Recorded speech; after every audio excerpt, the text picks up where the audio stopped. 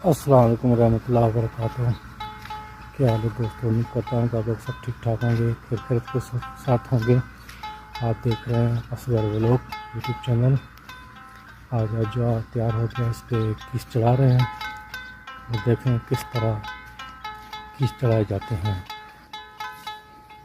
ये देखो किस चढ़ाए जाते हैं। जो पाक है ये माशाल्लाह।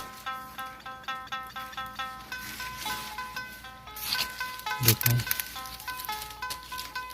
पहले वो किस चढ़ा गया, बोरी ऊपर चढ़ा रहे हैं ताकि ये धूप से बचे और इसका खजूर का रंग काला हो। ये माशाल्लाह इसमें चढ़ गए हैं, तैयार हो गए हैं। 6-7 आमिल काम कर रहे हैं, मज़दूर काम कर रहे हैं। सऊदीया में मज़दूर को आमिल बोलते हैं। देखो माशाल्लाह।